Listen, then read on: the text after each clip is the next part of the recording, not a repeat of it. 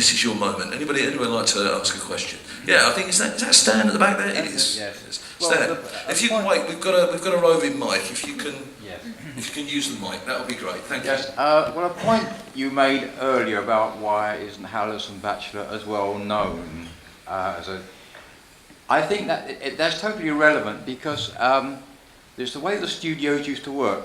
Halas and Batchelor was primarily a studio for turning out educational films, far beyond the majority of other films that were there, and was turning out at one point a film a week, which was like way beyond what anybody else was doing. They were the cheapest studio to do stuff, which is why John and the people he was working with come up with all sorts of very limited animation techniques, and that was why John was always looking for cheaper versions.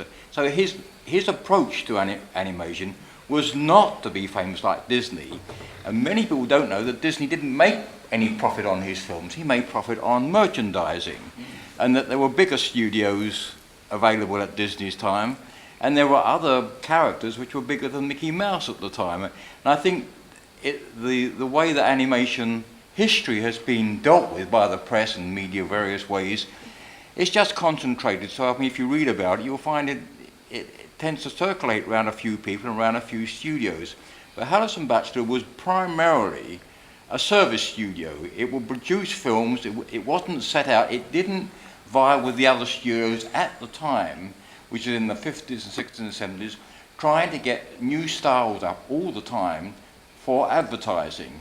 And most of the studios, certainly when I came in, which was about 1956 or 58, before the advertising came in, the studios which were setting up were for advertising, and they had to come up with new ideas and styles and the latest thing, and that was not the market that Halas and Batchelor was looking for, and they did very little work in that field. And the other thing is that whereas John was always looking for new techniques to produce films quicker, that wasn't his primary idea.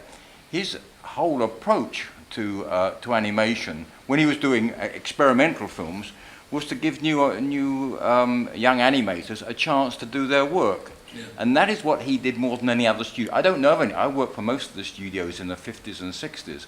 I don't know of other studios that allowed young animators to come in and make their own films and get that support.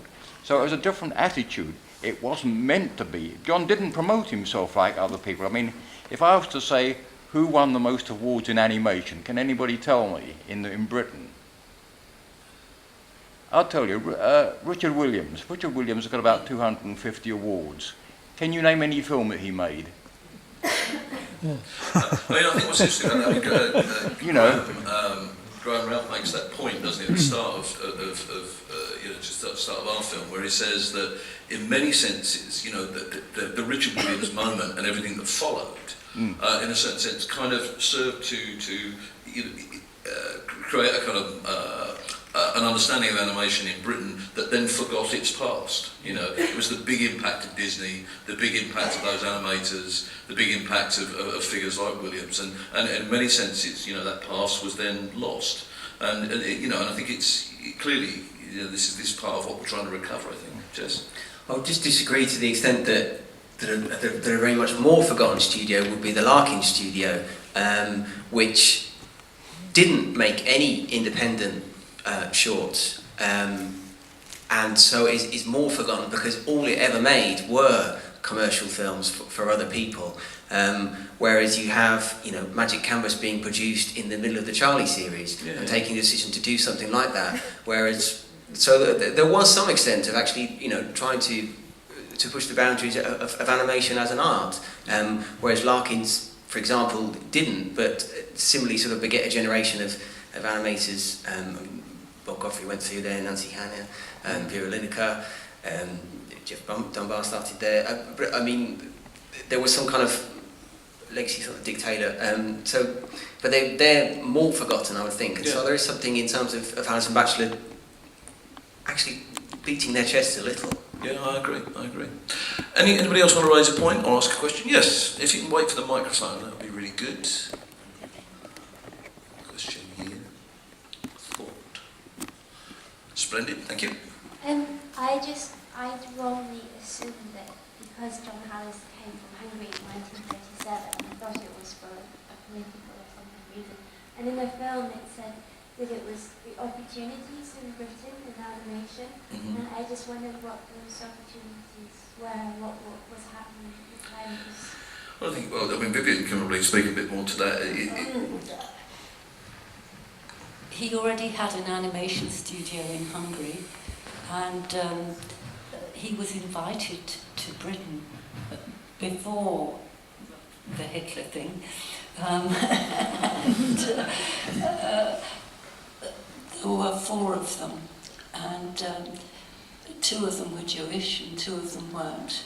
And when the opportunity came up to go and start a studio, his fellow workers said, well, you go, and he said, yes. And off he went and started his studio in London. And it's a whole long story which is in the book, which, by the way, I urge you to buy because it's down there. And also, if you want to know more, there's a Centenary DVD with another a short documentary on it as well that tells a little bit more about this because it's a more personal view. But essentially, he went because he felt like he needed to expand, and he thought that he would have more opportunity coming to England. So that's why he came. And certainly when Vivien and I spoke about that, I mean, in a certain sense, it was important to say that because it would be easy to place him as part of, you know, that generation who felt displaced. And in many senses, this was a moment that you could tie into that mythology if you wanted to. But the reality, in fact, was ironically a more positive one, wasn't it? It was one that said, here is opportunity. And so, I mean, certainly I remember Vivien, when we talked about it, saying, look, you know, it's not a victim thing. You know, it's not a... I had to go to France to get them. I mean, that shows you that if we only get these films out and circulated more, Yes.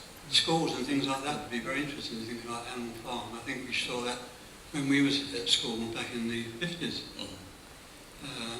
The other thing that interests me is some of the films seem as though they need to be gone over and quality enhanced a bit.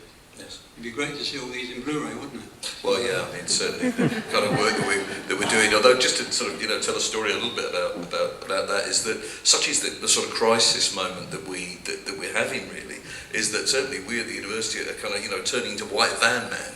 Because basically what's happening is that we're getting calls, you know, from studios of, you know, some longevity, 20, 30 years sometimes, that, you know, that say, look, you know, we're going to have to put all of our history in a skip unless you can come and get it. You know, and so I've got arms, you know, 15 feet longer than they were, on the basis that we just gather and we get a van and we go and we try and save this material. But we're at that point, if you see what I mean, we're just trying to save a past. Hopefully, at one point in the game, we can spread its word and make things happen. You know, events like this are part of that. They're part of an awareness raising. They're part of that. What do you have to do with it? What action do you think? We're fortunate at the moment that certainly we know that several festivals have committed that they want to show it, and also we have the opportunity. I've been invited to an American university to take the film there to talk about the making of such a film in relation to collections and archives and so forth. Certainly, you know, we're starting to think about the idea of if we could find a broadcaster, that would be good. Certainly we're not at that level yet, and we need to work with that. But certainly, as wide a distribution as we can find to as many animation communities as we can find, we will try to do. Do you think the BBC would be interested? I remember 2 or 3 years ago, I think it was BBC Two did a whole week on cartoon work. Well, the Animation Nation series that we did, that we you know sort of did a good while ago, was a 3-parter. I mean, it took me about 6 years to persuade the BBC that they should do such a series, because for the most part they, you know, one of the first times I went there, I did the silly thing of saying, can we do a chronological history of British animation? And they said, that doesn't sound like a very interesting idea, Paul. It's got no hooks, you know. And I'm thinking they would never ever think that about, you know, a history of fine art. They would never, you know, etc., etc. And only when I went back with again a thematic approach and said, look, you know, we can think about propaganda, we can think about fairy tale, we can think about childhood. Did they think, hey, we'll do that, you know. But even then, for the most part, we were starting sort of post-war British animation history anyway, which already absents so much of the kind of things that Jez was talking about earlier. Yeah, I mean, we don't want it to end up as a nostalgia sort of thing, do we? Looking back at what we used to do, but go forward. Is there in the university people training to be animators now? There is, and you know, so Andy's training them. Do you want to speak about your course? Yeah, there's a number of animation courses that are in the UK that are doing exactly that, and but it's quite a competitive thing for graduates to come to, because the industry isn't like what it was when I graduated, and a lot of people are going to big visual effects movies and things like that now. So it's not the same as it was, I think, for young people to kind of get established. Animators in this country attracted more to America. Yeah, a lot of people are going abroad. Okay. Well, look, I'm going to, you know, given that so many of you I know will talk with each other, and I'm sure we'll gather outside and talk as well. But I would like you to thank our panel. If you can thank Jez, thank Andy, but most of all, if we can thank, please, Vivien Halas. Thank you very much.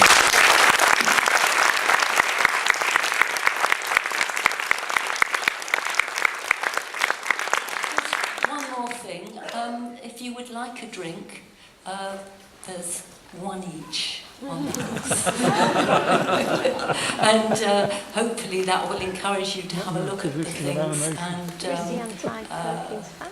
talk to each other, because this is a kind of reunion, and I certainly would like to talk to all these people that I haven't seen for ages, and over a drink. Right, thank you.